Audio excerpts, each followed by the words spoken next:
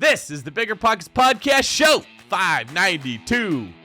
If you're going to continue to keep high leverage because you want to lock in rates, that's totally fine. Just offset with more cash, which means you might have to pass on the next deal. Don't do it. Hold it. Reserve it. And it's hard for real estate people to do this. I swear, I know them really well. They just, no. I mean, it's in the bank. It's not earning anything. I just can't do it. But sometimes you have to make that choice. What's going on, everyone? It's David Green, your host of the BiggerPockets Real Estate Podcast, the best dang real estate podcast in the world. If you are looking to find financial freedom through real estate, you, my friend, are in the right place. BiggerPockets is a community of over 2 million members that are all on the same journey as you, trying to find financial freedom and a better life through the power of real estate. And we want to help you to do that. We do it by bringing in guests that have taken the same journey that you're on right now, people that have made mistakes that you can learn from, and guests like today, who is in asset protection that will help you learn how to protect what you've already got and reduce the fear that is inherent with growing a big portfolio or taking action in general. Today's guest is Doug Lodmell, and I had a fantastic time interviewing him with my good friend, Dave Meyer. Dave, who's also the co-host of today's show, welcome. Thanks, David. Thanks for having me back. It is always fun to be here. Yeah, we need to come up with some clever like Dave and Dave type thing. I mean, I'm sure we could maybe do better than Dave and Dave, but our names are both David, so that at some point needs to get incorporated into this. Let me ask you, what was your favorite part of our interview with Doug today? I think my favorite part was talking about understanding and being comfortable with risk. And the way that you get comfortable with risk, because there is risk in real estate investing, just like there's risk in any type of investing, and there's risk in not investing at all. But we had a really good conversation about how to plan for risk and how to accept it and be comfortable with it, and how that leads to better decision making. And I think that's just really true. Just being fearful and afraid of the worst case scenario is going to put you in a position where you can't make good decisions. And so we had a really good conversation about how to protect yourself in a way that's going to allow you to act aggressively and to pursue your financial goals in a way that is responsible and that you're personally comfortable with. Yeah, Doug made a really good point that no one makes really good decisions when they're afraid. And I've been thinking about that, and it's brought me to the purpose of fear. So if you're walking in the woods and you see a big scary bear that's charging you, fear is very helpful because it lets you know, I need to do something. I need to take an action. Okay. And typically it works best when you have a limited number of options and they're pretty simple, like run this way or run that way or climb a tree. That's all I got to figure out. Once you're running, it's very difficult to think about anything else. It's not easy to think about where you're running to, where you are on a map, like how long that bear might be able to go before they get tired. Did I remember to turn off the coffee maker this morning? Your brain isn't thinking about all of those things. And that's what Doug was getting at, is when you're in the state of fear, you don't think very well. You don't make good decisions because all of your efforts are focused on one thing, which is like take this action really, really fast. And so if you have a plan in place already, if I come across a bear, I'm running that way to that tree and I'm never too far away from that tree. Well, when you feel the fear, it never overwhelms you because you just work out the plan you had. And that's what today's show is about, is how you put a plan in place. So when fear does come, it doesn't paralyze you and keep you from taking action. It just spurs you to take the action that you've already planned ahead to take. So please listen all the way through this when we have a really good conversation about fear. And then at the very end of the show, Dave and I have a really good conversation just about, in general, how there is risk in everything. There's just as much risk in not doing something as there is in doing something. And we give some advice on how you can mitigate that. Now, in lieu of today's quick tip, we are going to bring Dave in to do a tease on his brand new podcast that will be joining the BiggerPockets Podcast Network, On the Market. Dave, tell me about this show.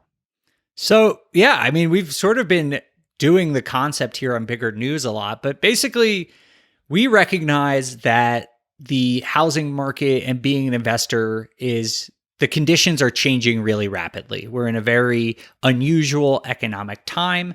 And to be a great, confident investor, and sort of like what we're talking about today, to proceed without fear, to proceed with confidence, you really have to understand everything that's going on. You need to understand the impact of government or Fed policy. You need to understand what's happening with inventory. And we're also going to be looking at opportunities like investing in the metaverse or 3D printed houses. We're going to just be looking at real estate from more of a current events, data, and news standpoint.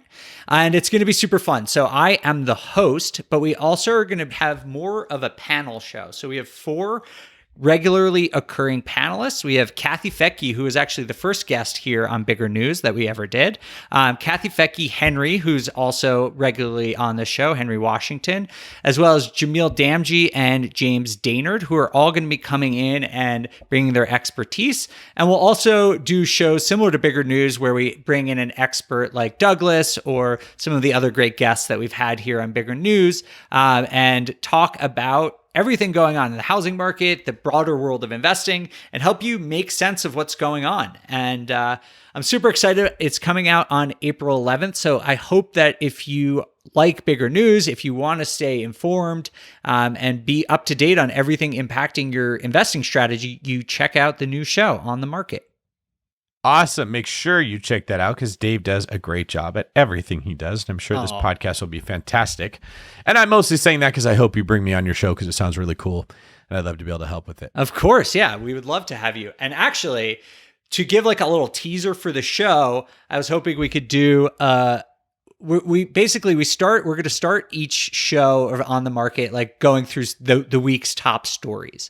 And we do that in different games. Actually, couple weeks ago we did Bigger News, we did News or Noise. And I was hoping you would do me the honor of doing another game. It's not really a game, but we call it Quick Takes. So I'm going to read you 3 different headlines, and I would love to just get your quick reaction to these headlines and help our listeners make sense of what this news means. Okay, is this quick like the first word that comes to mind, or am I giving a little bit of insight? No, like give me 30 seconds to a minute on each of them. Yeah, it's not like word association. Although that would be pretty fun. That would be funny. All right, we'll do that. We'll do that next month. Okay, so the first headline is active listings, which is the number of homes listed for sale at any point during a given month, fell 24% year over year, and they were already low last year, which is crazy, dropping to an all-time low of 456,000, and listings were down 50% from the same period in 2020. So just to summarize that, listings at an all-time low. Things just keep getting crazier. What are your thoughts on this? Well, if houses are selling faster, then the number of active listings will be going down, even if the number of homes that are selling remains the same. So that's how I would look at this, is like the same number of houses could be coming on the market, but they sell quicker. So there's not as many listings on the market at one time because they don't last as long. Super great point. I think that's something that people really misunderstand, that they see active listings low and means that no one's selling their house. But demand is a super important component of listings, because you could put millions of houses on the market, but if there are if you put 1 million houses on the market and there's 3 million super motivated buyers, there's not going to be a lot on the market any given week. Okay. Absolutely true. So for our second headline, mortgage rates are just absolutely skyrocketing right now. We started the year where the 30-year fixed rate was about 3.1%. As of this recording, which is late March, we are seeing interest rates at about 4.5%. What do you think this means for real estate investors in the larger housing market? So I think a lot of people will see this and think, oh, there's going to be a crash. I should wait. I doubt that's going to happen. Guys like me, whether it's 3%, 4.5%, we're going to buy it. I also don't think it's likely to lead to a drop in prices, and here's why. The average seller who put their house on the market 8 days ago and just heard interest rates went up is not going to say, let me drop the price by $100,000. It just doesn't work that way. The only thing that makes sellers decide to lower their prices, either they have a fantastic negotiator of a real estate agent that convinces them, rarely ever the case, it's more time on the market. When your house sits there for 60 days, 90 days, 120 days, and you thought it would sell in 30 days, you finally say, okay, I'll drop the price. So what has to happen is these increase in interest rates that could theoretically slow down a market have to have an impact for 90 to 120 days before sellers even decide to drop their price. And then slowly more sellers start to decide to do the same thing. And usually we don't see this sustained for that long. So typically I think people hear news like this and they expect an immediate impact on the real estate market, but that's not how real estate markets work. It's based off of emotions that people have. That's how they make decisions. Most sellers don't decide to drop their price for a significant period of time. So if we see rates keep climbing for another 3 to 6 months or so, at that point, you might see a slowdown. You're not going to see a crash. People are not going to lower the price of their house in half because of this. You're just going to see that maybe they don't get as many over asking price offers, or they don't sell as quickly. Maybe that number you were describing of active listings could start to creep back up, but don't expect the deal of the century. What I would expect is that you get a little window where there's less competition than normal, which could be a really good time for people to move that have been getting outbid. That's a great point. So for everyone listening, if you want to keep tabs on what's happening, if prices are going to go down, a great lead indicator to look at, as David pointed out, is time on market. It's why real estate professionals like David and real estate investors look at these types of things, because there is that lag.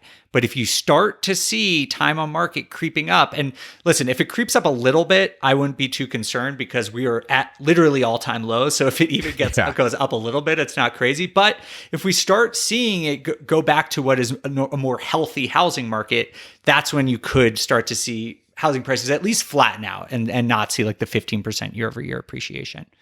Okay. Absolutely. Our last headline is, I just read about this the other day. Lenders One Cooperative announced that they will be leasing retail space in Walmart to sell mortgages and products and services in Walmart. David, you're just hysterically laughing right now. Are you going to get a mortgage at Walmart? Oh, this is too good. I got to know what the thought. Walmart is sort of like the base of all memes of undesirable customers. I've never understood that. Let me just say this. The Walmart where I grew up in a city called Manteca, it's not that bad. I never really got the whole like Walmart stigma until I went to Walmarts in other states. And then I sort of like, oh, I get it. There's some mutants running around in this place. But it's not what you would think of for people that are going to be qualified to get a mortgage. So does this company know something we don't know? Like secretly, they've done a study and found that millionaires are all shopping at Walmart. That wouldn't be too surprising, right? Because the millionaire next door sort of does describe them being that way. Or is this just how do we get in front of a lot of eyeballs and they know there's a lot of foot traffic at a Walmart, so they're going to stick a branch right there? I would love to see how this plays out. And I probably wouldn't be surprised if they end up going out of business and being replaced by one of those things that you dump your coins into and it turns into coin store machine. Cash. Yeah.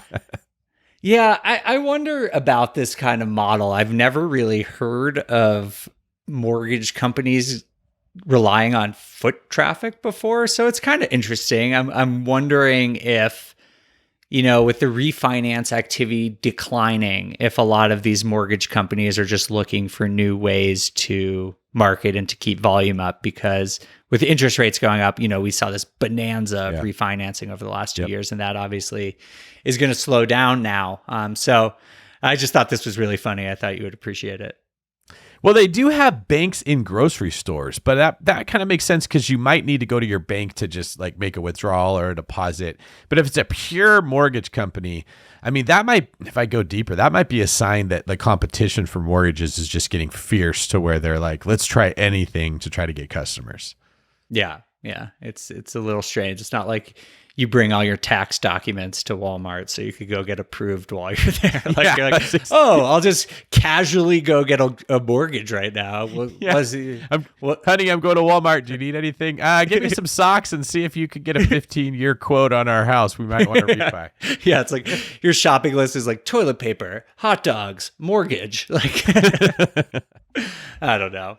Well, if you guys like this type of news analysis, we're going to be doing fun short segments where you get quick takes on the week's biggest stories just like this. But we're also going to be doing deep dives into important trends. We're going to be doing deep analysis into the things that impact your investing. And so if you're interested, definitely come check out On the Market. It is a really cool show. We have an incredible panel and we really make it fun. We're going to be talking about important topics, but we keep it lighthearted and make the information digestible, and you're going to have a good time listening to it. All right, let's bring in our guest for today. Doug, welcome to the BiggerPockets podcast. How are you? Yeah, great. Happy to be here. Yeah, we are really glad you're here. And I know my co-host here, Dave Meyer, is totally geeking out because he loves talking about really exciting and sexy stuff like asset protection. Right. Oh my God, don't even get me started. Yeah, Dave. So tell me, when it comes to protecting assets and learning how the legal process works, what exactly is it that gets your gears grinding just like it does? Me? Yes. Well, I know you like this stuff. I do. I just think that it's interesting and helpful for people to think about how we talk a lot about all of the benefits of real estate investing, and there are many. It is, to my knowledge, the best thing that you could possibly invest in. But thinking of it as fail safe and that there aren't risks is irresponsible. And I think looking into the common sense ways that you can protect yourself is a good strategy for long-term investing. Like when we're in a good market cycle and things are going up, it's easy. But I think if you're in this for the long run, as I am, and I think we advise most people to be, you're going to go through market cycles, you're going to go through changing conditions, and it's people like Douglas who can help us understand how to best protect yourself for the long run. Awesome. So Douglas, do you mind sharing a little bit? How did you get into this specific niche of real estate investing, and why do you feel it's really important? Well, it's really an interesting story. So my father was an attorney and did estate planning and business planning, but his real success came when he started syndicating real estate deals. Now, this was back in the 80s in Arizona. So you want to talk about a great place to be syndicating raw land deals in Chandler and all these places that today are huge blown up cities. And what happened is that we had the S&L crisis. So we had this external thing occur, and a bunch of his investors, a lot of them doctors and professionals, were limited partners in these deals. They had their own financial problems. Their lives blew up. And when those creditors, mostly banks, came to my dad as the general partner of these syndications and said, hey, your investor here owes us $1 million and he's got this limited partnership equity interest worth $1 million. We'd like to have it. My dad was able to say, sorry, you don't get that. You don't control it. That limited partner doesn't have a control say whatsoever, and I'm not distributing anything. That's where this first concept of asset protection really dawned on him as a specific thing, because he helped dozens of his clients settle with banks for pennies on the dollars when they had the money to pay, but simply because the money wasn't available to the bank. They couldn't get it. And so, this is 1986 or so. And a little light bulb went off in his head and he said, wow, that worked incredibly well. What if we did that on purpose? What if we actually started creating legal structures specifically to protect assets, which wasn't the point of those syndications. Those were investments, but it worked. And that's because of the way the charging order protection works and the limited nature of an investor in a limited partnership or in an LLC for that matter. So that was kind of the start of it. I went to law school. I graduated in 1997, and I really didn't plan on joining him. But as serendipity works out, I did, and I've been doing asset protection ever since. So if you had to sum up why that ended up working, why the investors in your father's fund were not able to, they didn't lose their share, what would be the principle in place that prevented that from happening?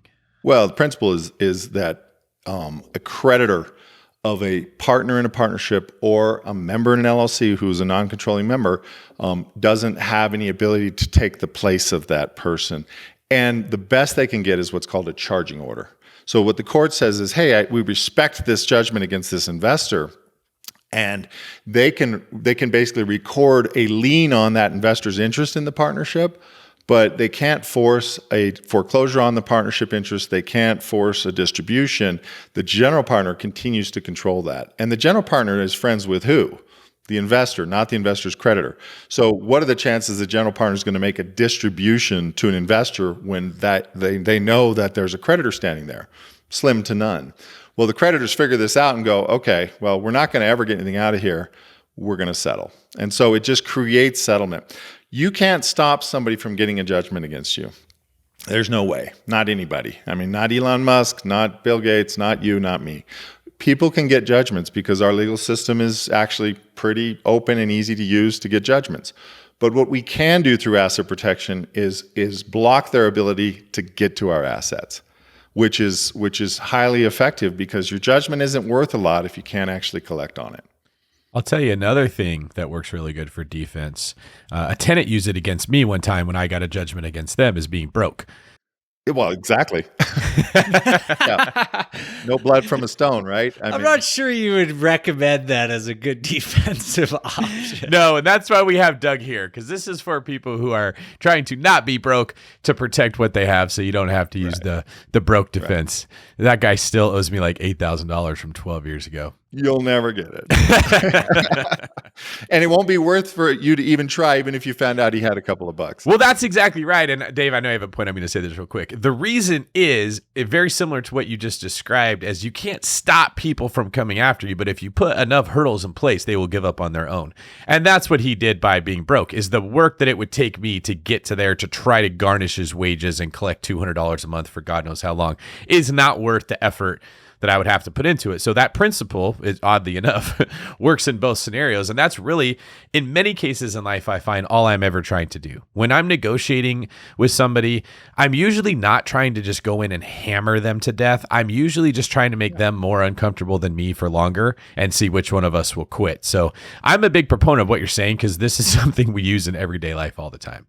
Every day, all the time.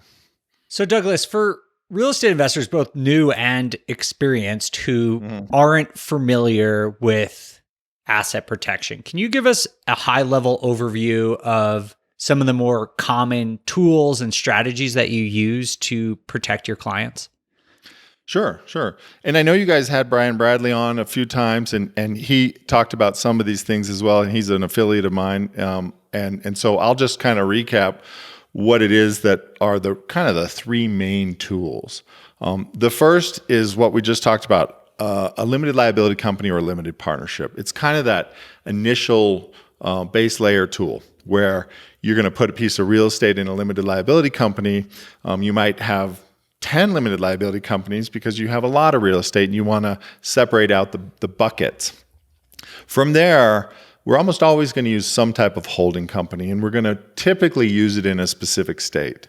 Unlike the LLC, which is really best used in the state where the real estate is, because that's the law that's going to get applied anyway.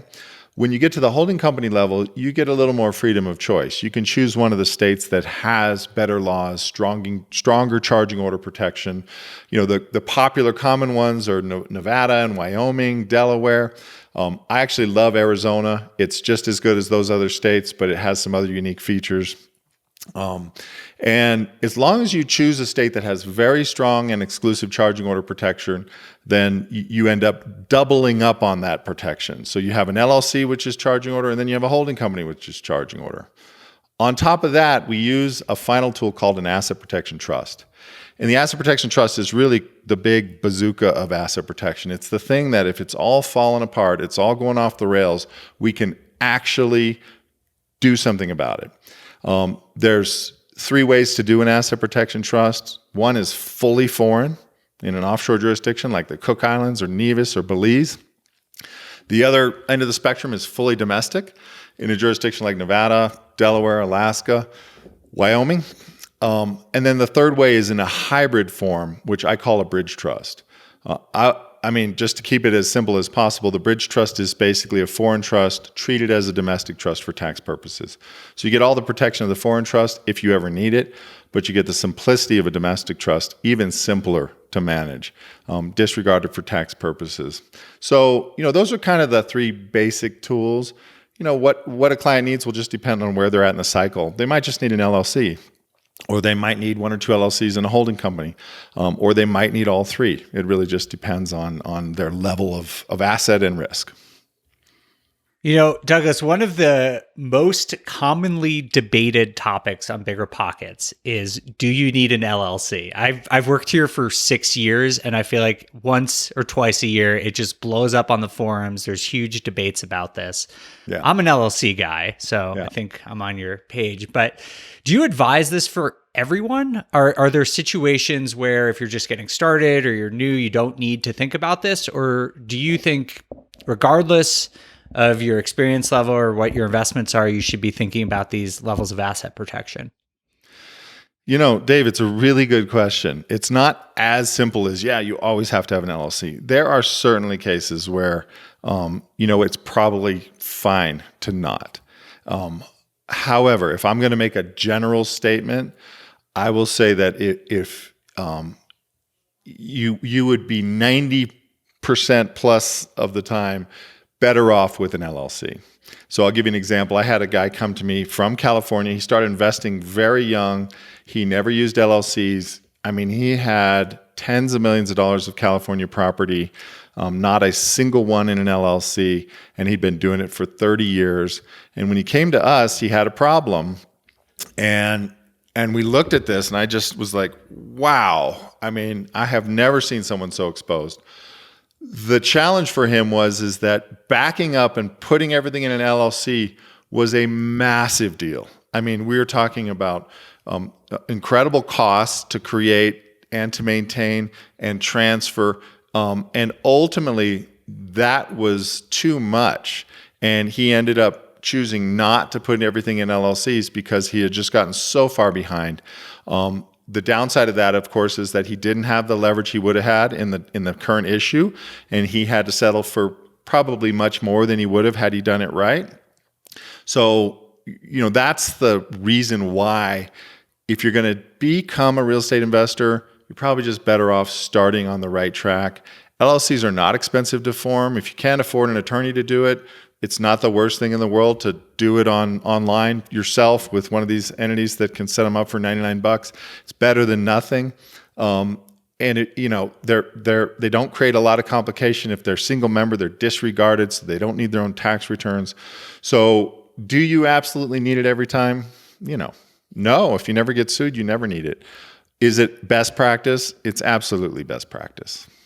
The reason not everybody wants to is often not associated with the cost. It's often associated with, it's difficult to get financing when it's an LLC. Correct. So do you have like a line in the sand where you would say, hey, get this many properties in your name so you can get financing, and when you get to a certain point, it's best to move it to an LLC?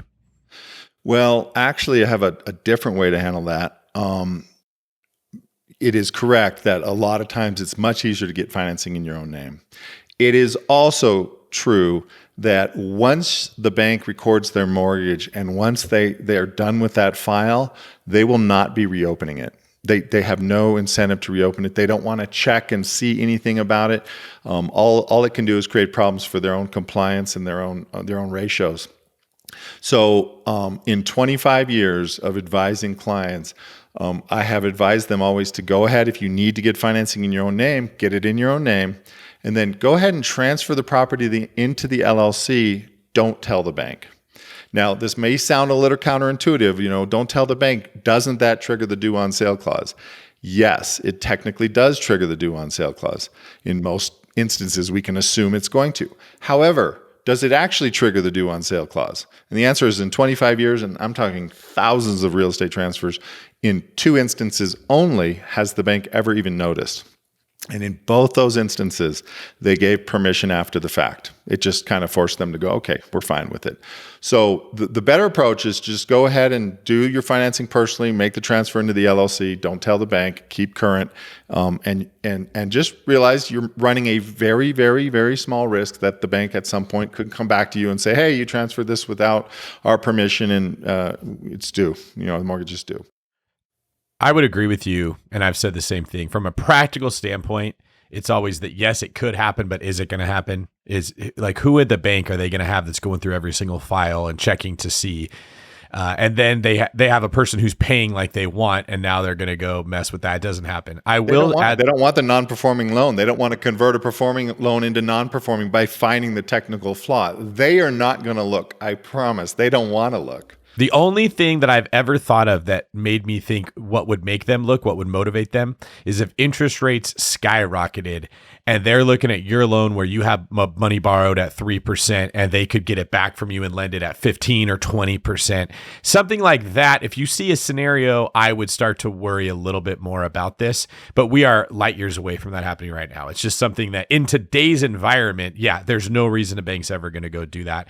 There could be a situation where they might go, oh, we let this person borrow $600,000. We could get that back and lend it at 7 times the rate. That may put them in that position. But I agree with you. It's usually something people spend way too much time worrying about. Now, here's something I do want to ask. What, in your experience, Doug, are the things that you have seen go wrong for investors that have got them into legal trouble where they were then like, do I have an LLC? Do I have to do it? Like, what are the common complaints that get brought against them that people should look out for? Well, I mean, it's funny. It's typically the stuff that they know that they're taking on the risk of. Other real estate deals and other banks are often the culprit. So they get involved and they start doing a lot of things and they get really excited about what they're doing. I've got one client. He got really excited about an area that he thought he had identified early, and he picked up a lot of real estate in that area. And he kind of went on a buying spree and ultimately started finding money at higher costs because he'd run out of the normal bank financing, and he just leveraged himself. He was a little early in his assessment of how quickly that neighborhood was going to pop. And it cost him because all of a sudden the creditor over here is looking at everything else. So banks are probably the biggest issue for real estate investors, which kind of gets into another conversation we should probably have about leverage. But over leverage on some deals can blow up your whole portfolio. So that's very important. The other thing that is probably the number one or two reason is partnerships. People get into partnerships, and usually they're doing it because it's two people that are new and they kind of want each other's support and help. And so let's just do this together. And they get into partnerships. They do not take it seriously. They do not draft a good partnership agreement. They do not have clear rules around what's going to happen when one partner decides they're no longer into it and is going to go to Tahiti on vacation and just leave you with the work. And these things blow up. It happens when we have rough times, they blow up, and when times are good and the money is now there's a bunch of equity and they don't have the same perception about the amount of risk they took or the amount of work they put into it. So it's kind of what you hear about with people who, get mugged. It's always like 2 blocks from their home. It's that kind of, or car accidents 3 blocks from your home. Lawsuits are almost always 2 blocks from your home. It's somebody it's a bank you did business with, it's a partnership you got involved with, it's a person that you did a favor for, and all of a sudden you're the bad guy because you don't want to do the second favor, and all of a sudden it just turns into a mess. It sometimes is outside stuff like car accidents. I mentioned car accidents because they're surprisingly a big thing. I mean, I would say 7 or 8 times a year I get someone calling me with a car accident that is multi-million-dollar claims, and they don't have enough insurance. And all of a sudden, they're just out of their league and they just didn't think about it. But nowadays, to run into the wrong person and get in a car accident and have a $5 or $10 million liability is not out of the question. And your little $300, $500 insurance policy is not going to cover it. So it's kind of everything, Dave. It's across the board. And I don't want to misstate this or mislead. It's still a very small percentage of the time. Many people can go their whole lives never having a legal problem, a lawsuit, a challenge. One of my first jobs out of college was with Nomura Securities on Wall Street in New York City. And I was responsible for putting together this little report of our wins and losses. And every day, 97.4, 98.2 wins. I'm just like, we win 98% of the time? So I went to my boss in the risk management department, which is where I was, and said, I don't understand this. We win 98% of the time. Every day I've been seeing this report for 6 months. We're always winning. I mean, how can we lose? And he goes, oh, well, you don't understand. The 2% of the time that we lose it all. The losses are outsized.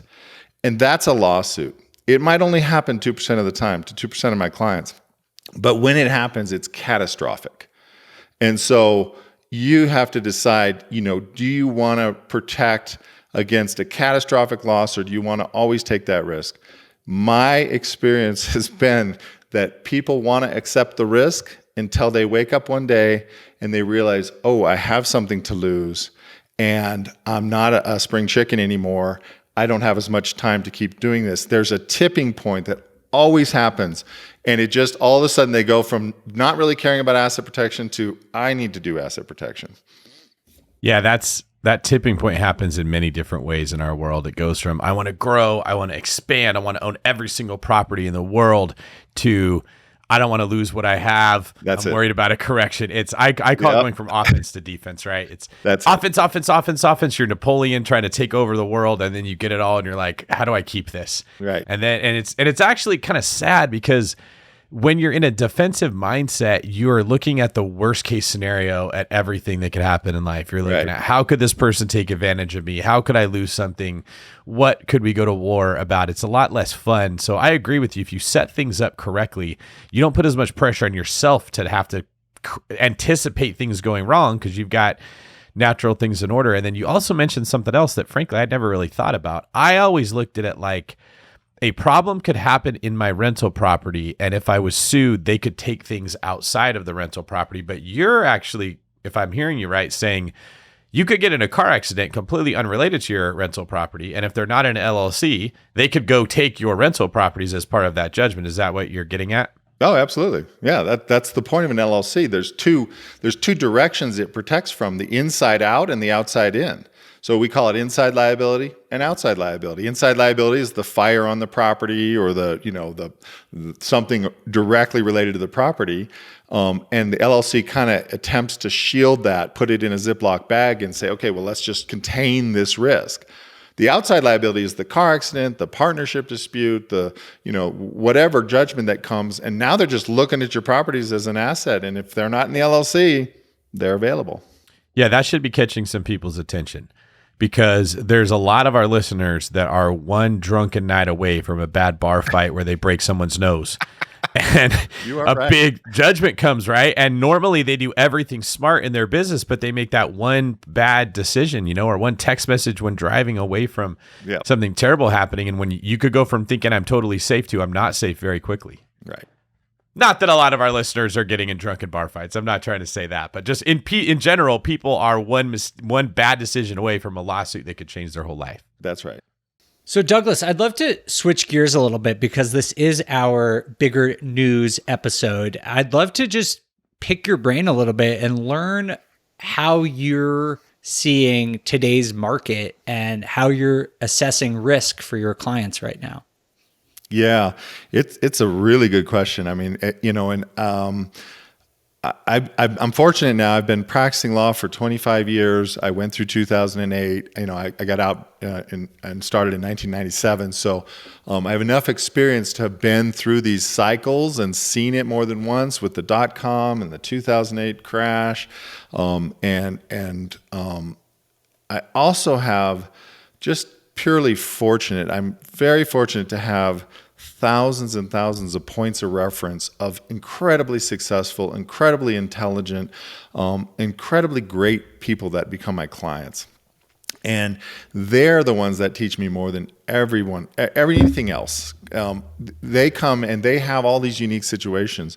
They also have all these unique perspectives. And so I've kind of spent the last 25 years synthesizing all of this information and coming up with what I feel is a fairly, comprehensive, balanced understanding of the world of, risk and investment and human psychology, which is an incredibly big part of it. I mean, the human psychology is probably the biggest part of it. But what I would say about real estate in particular is that it's an incredibly attractive investment because it has something that other investments don't have, which is depreciation.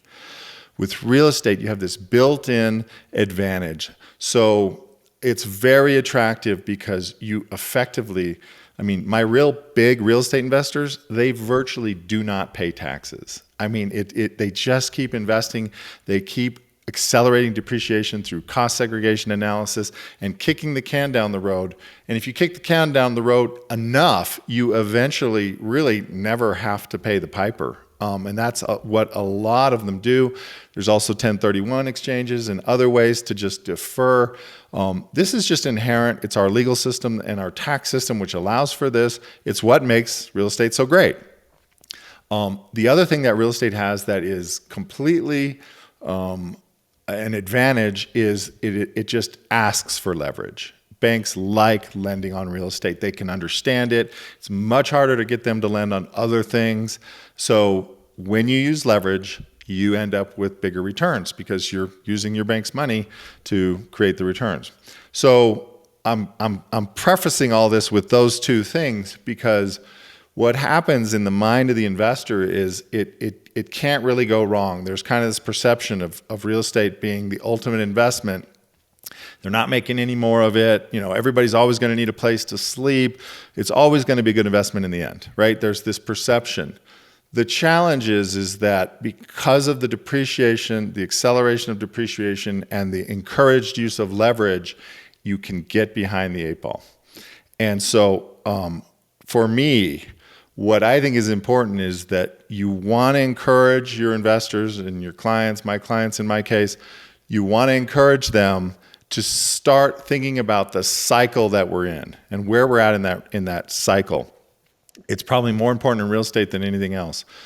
Because if you're highly leveraged and we reach the end of the cycle or it comes crashing down on us like it did in 2008, that can be the end of the game for everyone. And so right now, the question I would be asking is, where are we in this cycle? Where's your perception of where we are in the real estate, increasing value cycle? I have an idea of where I think we are, but everybody's got to answer that for themselves. So if you think we're still in the middle of the cycle and we got 10 years more to go, then go for it. Just keep it leveraged. Maximize your returns. However, if you think we're 2 to 3 years away from a potential end to this cycle, which remember has a lot to do with macroeconomics, with interest rates, with the government's appetite to continue to bolster the economy through quantitative easing and huge spending packages, then if you think it's 2 to 3 years away, I would strongly be looking at my leverage. I would be looking at three things. I'd be looking at decreasing my leverage. I'd be looking at analyzing my rents, my income, to make sure I've really got it as stable as possible, that I don't have the wrong mix that's going to be highly subjective to a crash or to a correction.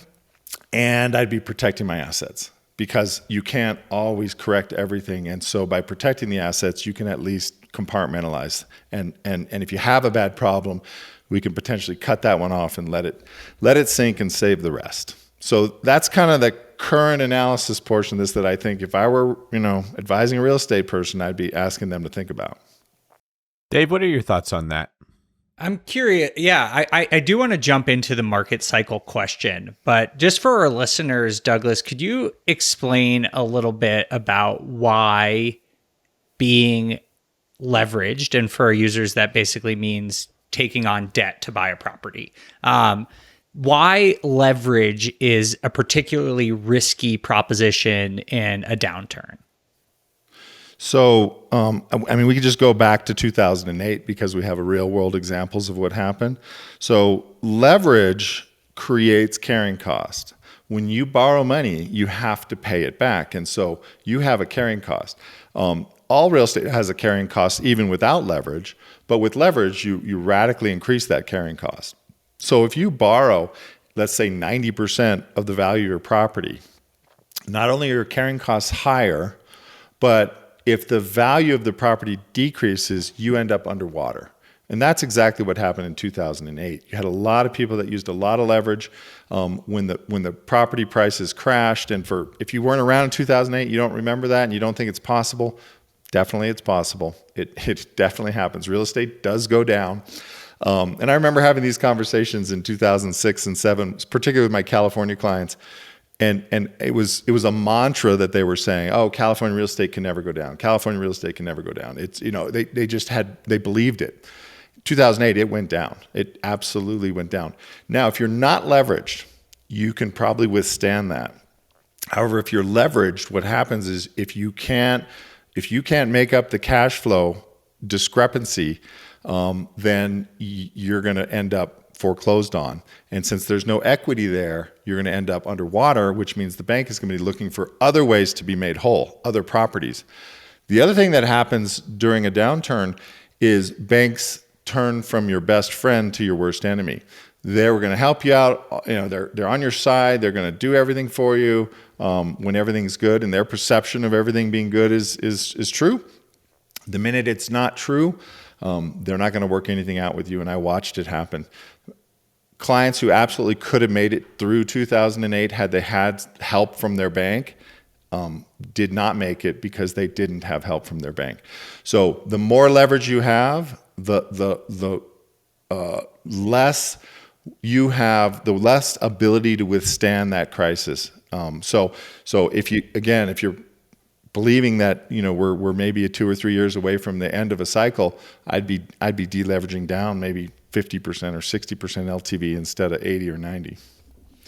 So just to summarize what you're saying here, Douglas, basically having leverage, having debt against your property means that you have a fixed expense, so that even if rent goes down, for example, or you have increased vacancy due to a downturn or a recession, whatever, you still have to pay that back. The bank doesn't care about your business. You're paying it back one way or another. And so what you're saying is that if you put 10% or 20% down, that cost is going to be very significant. But it is less risky, in your opinion, if you only put 50% down, for example, because you're keeping that fixed expense, the amount that you owe the bank, no matter what is going on, is just going to be less. Well, it's going to be less, and you have a little headroom, right? So let's say you have 10 properties and they're all 85% leveraged. If the market goes down by 20%, all 10 properties are now underwater. You have no coverage, and unless you can cover the cash flow because you don't lose any rents, or COVID doesn't allow your tenants to stop paying for 2 years because they're in a certain county in California, then you'll be okay. But that can't be guaranteed. If you have an average of 60% LTV on your properties, some may be almost paid for, some a little higher, you have headroom. So if the market goes down by 20% and your cash flow is not good enough, you could sell a few properties, reduce your burn, reduce the amount of debt, because when you sell them, you pay back the bank. And if you have equity, actually inject some more cash to save the rest of your portfolio. So you're creating a reserve. I'm a pilot. That's my hobby in my spare time. And, planning a trip over water and planning to land with absolute minimum fuel is not safe, right? Because something can happen. You could be off course for 10 minutes and the winds could be higher than you expect. All of a sudden, you've got 30 more minutes of flying time and you didn't plan for it. And now you're down in the water. So it's like leverage. How much fuel do you have in your tank? How much reserve did you plan? So, my philosophy is I like leverage. I like the increased returns it gives you as a real estate investor. When I feel really good about where things are going, I feel more comfortable to use more leverage. When I feel like I'm not 100% sure where things are going, I'm going to deleverage a little bit. But it's just how much reserve do I want to have? I've got one client in particular. He uses no leverage. He just uses zero. He just doesn't want. And now, Is he giving up a lot of opportunity because he didn't use leverage and he could only use his cash, and that means he can only do so many deals? Of course he is. Does he sleep every night like a baby no matter what happens? Of course he does, and that's just him. So you have to find for yourself where that spot is. But I think the danger is for younger people and newer investors that haven't seen the cycles. There's a little bit of a tendency to have a perception that there's no downside to this. It can't go down, and we know that it can. So I think being a little more conservative than maybe you are inclined to be, especially if you're young, is going to serve you if we do have a downturn. I think that's really interesting, and for everyone listening to this, it sounds like there's really a spectrum of how much leverage you should use. Because I can imagine that if you found a killer deal where you had a lot of cash flow, so that even if rents went down 10 or 20%, even at 80% leverage, you might still be okay. And so I think it's up to you to sort of assess your risk on every single deal. If you're in a area that doesn't have a strong economic engine and might be particularly hard during a recession, then that's a lot greater risk. If you're in a place where employment is typically strong, even during recession, that's less risk. So you have to think about each of these for yourself and assess how you want to use your strategy. Douglas, I want to ask you about one of my strategies and something I've thought a lot about, which is that in a historical context, interest rates are close to as low as they've ever been, even as they are rising, and their media is, saying it's going up, and it really is going up pretty quickly, much faster than I was expecting. Yeah. But, the average rate on a 30-year fixed right now is still around 4, low 4s, which prior to the Great Recession, in the history of data I've seen, it was never below 5. So we're still really low. One of the things as an investor I want to do is take advantage of that leverage and to lock in those low interest rates. So how do you square the opportunity of having super low interest rates with the need to mitigate risk? Yeah, and you said it, Dave. I mean, you really said it. Every deal needs to stand on its own. It's not. I don't think this lends itself to just a blanket rule of I only do 50% leverage no matter what. I don't think that would serve you and be accurate enough for every deal. Some deals are just home runs, and you can feel more comfortable. Some deals are a little bit tighter, and you probably want to be a little more conservative.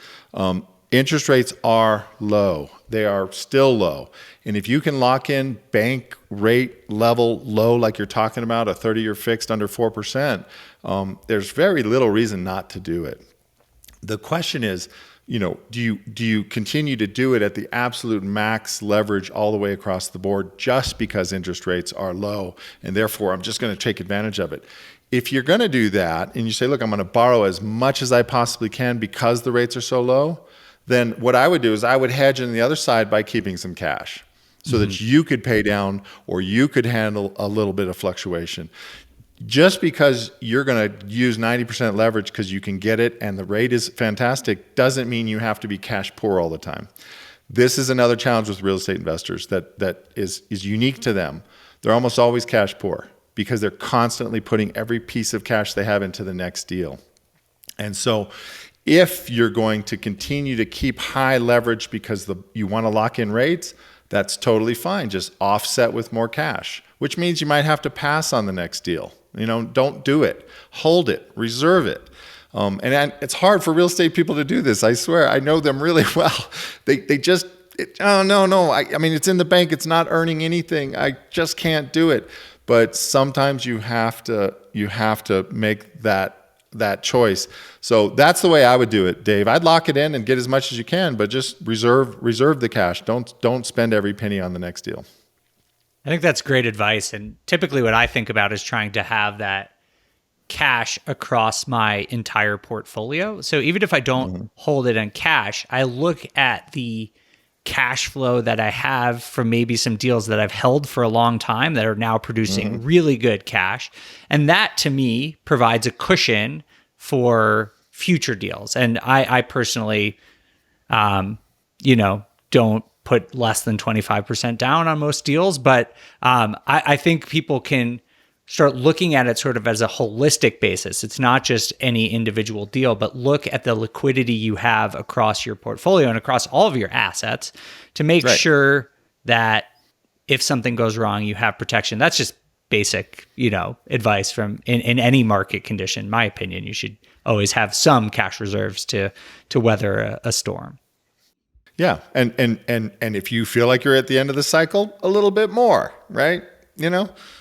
Well, that's part of what's tricky about right now, because I always use the example of if you just let economies operate how they naturally should, you go with the whole Adam Smith, the invisible hand, you can kind of tell what is natural. Like, we've had a big run, we're due for a recession, everything's going to sort of slow down, the bad businesses will die, better businesses will start, we'll have another run.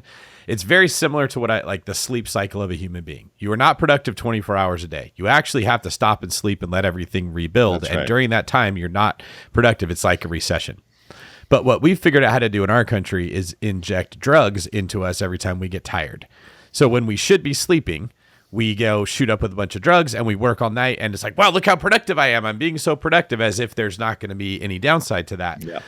And when we're having these discussions, what we're trying to do is figure out, is the market going to keep going up or is it going to go down? Well, if everything was left alone, you would know it's 10:30, 11 o'clock. This person's about to go to sleep. They fall asleep every night at around that time. We can predict what's going to happen so we can make smart decisions with our money. But when someone's on drugs, you don't know what they're going to do. Sometimes, and like that's part of what they're doing by raising interest rates, is it's a form of injecting downers to slow things down. We're going too fast. Now we're trying to, put an opiate into someone because they've been going hard for too long. So what it causes is this problem of all of us trying to figure out, is this person going to stay up all night working, or are they going to crash and go to sleep? So, because I don't know what to do with my money if I don't know what they're going to do.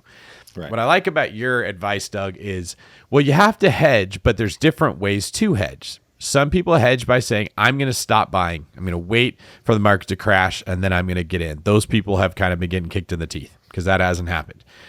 Then there's people like me that say, yeah, I have to keep buying because I think we're going to keep printing money, and I think that we're going to keep creating stimulus, and that's going to cause assets to go up in value and inflation to happen. But I don't know that for sure.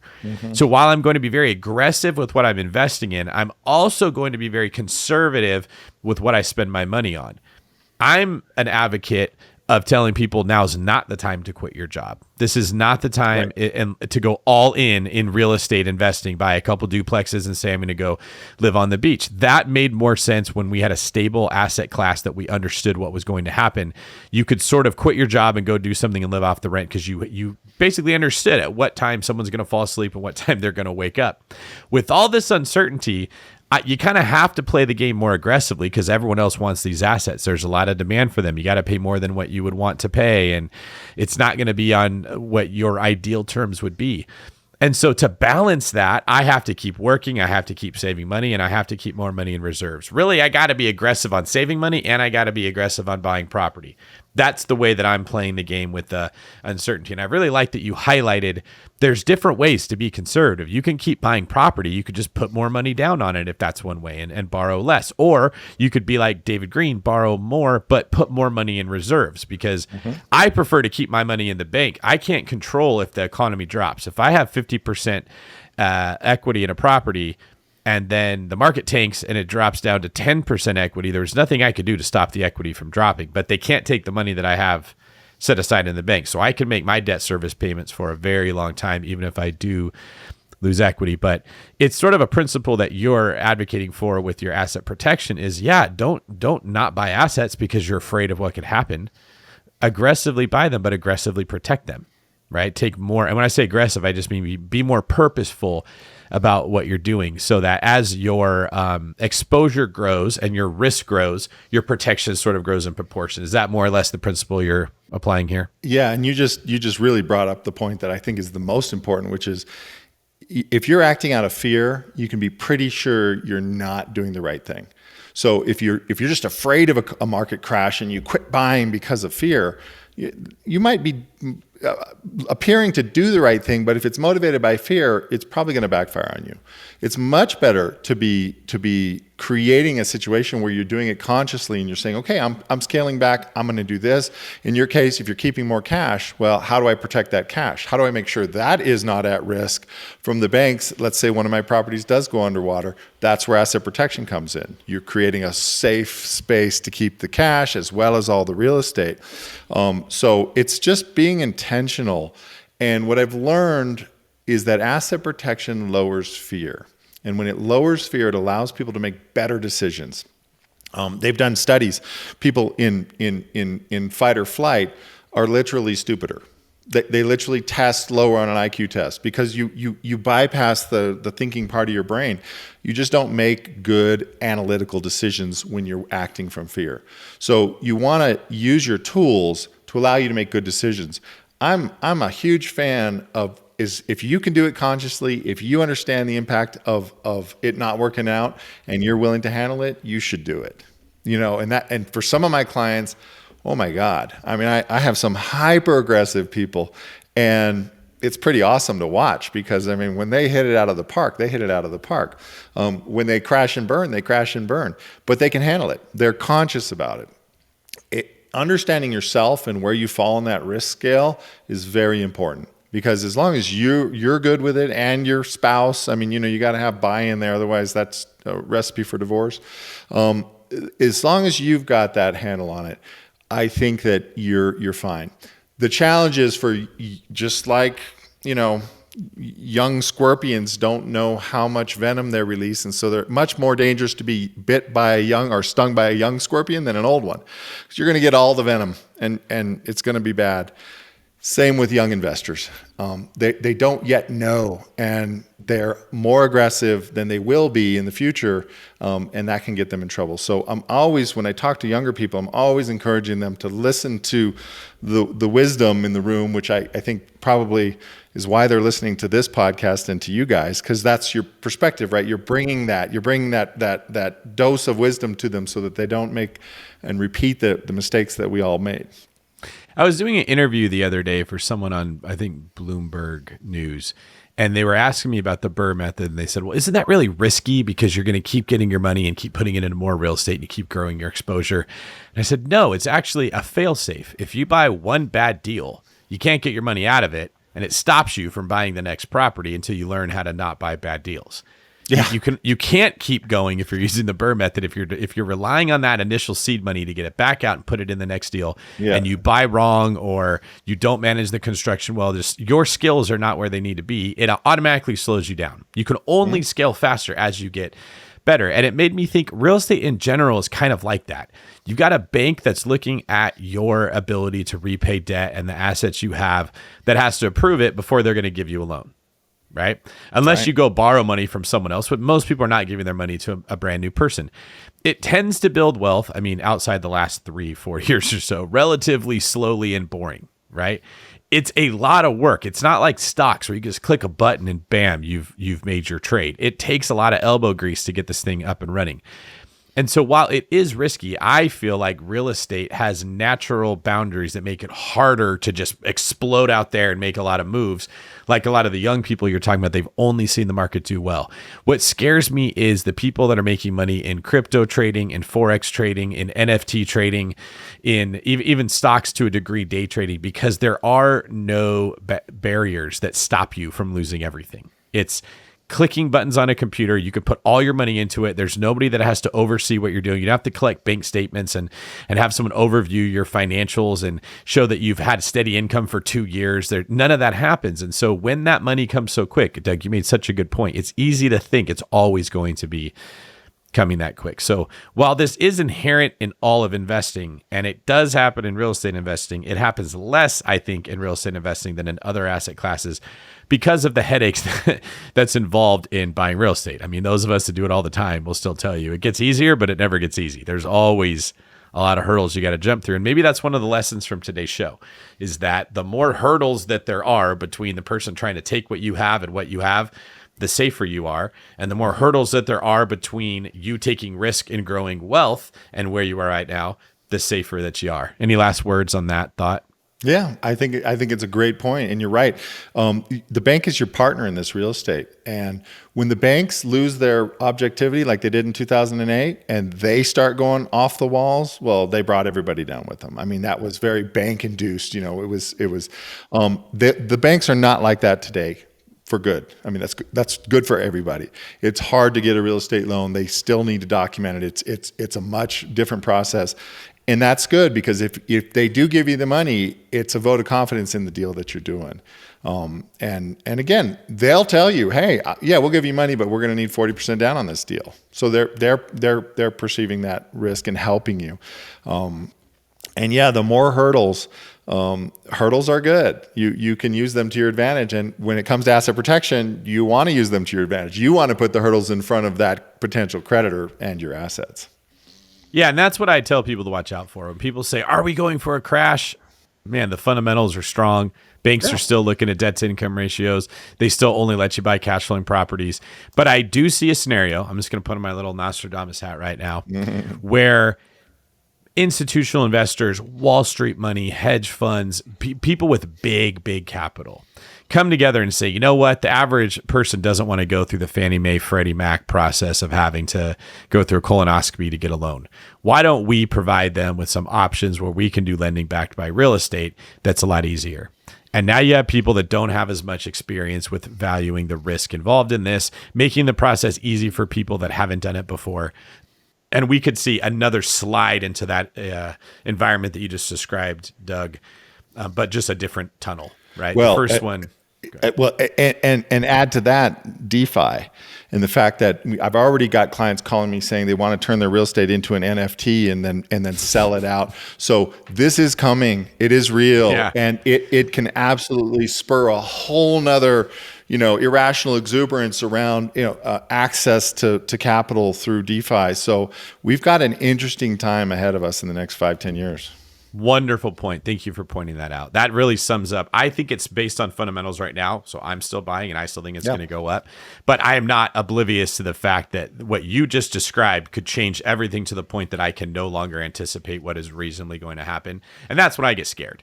I'm like, there's just so many options. I can't see how things are going to work out. At that point, I would definitely rein in or at least put a lot more money in reserves to play the long game. Dave, any last words on your behalf? No, this has been a great conversation. I've personally learned a lot, Douglas. Thank you. Yeah, my pleasure, guys. You guys are definitely on the cutting edge, and this is a great conversation. Thanks for having me. All right. Well, thank you, Doug. And that was our show with Doug Lodmell. Dave, what'd you think? I thought that was super helpful. We always talk about the opportunity of real estate investing, and obviously we both believe in that. Otherwise, we wouldn't be here. But I really think it's important for people, especially as you grow your portfolio, you have more assets, to really think about long-term security and, like you said, how to keep what you have. And I think Doug provided some really common sense ways, easy ways to do it, to protect yourself and make sure that your assets are shielded from any sorts of lawsuits. And I also really enjoyed just the conversation about leverage, because I think a lot of people assume you want to put as little money down as possible. And for some people, that might be the right strategy. But thinking about it as a continuum of leverage has great opportunity, but it also does carry risk.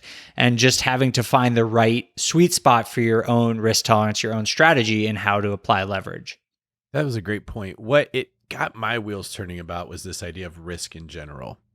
So it is risky to invest in real estate, and many people will tell you that, but it is also risky to not invest in real estate, and fewer people will tell you that. And as inflation continues to rip through our money supply, it becomes more and more risky to not invest in real estate. But the squeeze happens where, because more and more people are seeing the risk of not investing and they're starting to invest, is that going to create a bubble that now makes it riskier to invest, right? So this whole risk thing, you just can't get away from it. In any direction you go, there's always risk. And I started thinking about the other day at jiu-jitsu, I got partnered up with a guy. It was his very, very first day ever rolling. So I had a bad feeling when, like 3 seconds before we started, he goes, "So what are we doing here? Are we just like trying to submit each other?" And I was like, "Oh boy, like, yeah, don't poke each other in the eye. Don't kick each other in the head." Right. And I thought he's like, this is his first time. He's going to start off slow. So I kind of like gently went forward to grab him, and he just torpedoed me right in the chest, and I fell straight backwards at a very odd angle. Like my left leg folded up underneath me, and I twisted my ankle. Thank goodness I didn't hurt my knee, because I could have, but I ended up getting injured. And so after class, I was thinking about how that was extra risky because he didn't know what he was doing. And then I found out later he was a really good wrestler in either high school or college. So he wasn't playing it safe like I was expecting him to. He went the opposite way, and he went like completely 100%. And I started thinking about how like, well, there's some risk in doing this. You could get hurt. But then I started thinking about, well, there's risk in not doing it, because you don't get exercise. And if you do get in a fight somewhere, you can't take care of yourself. You could get hurt even more. So there's risk in both sides.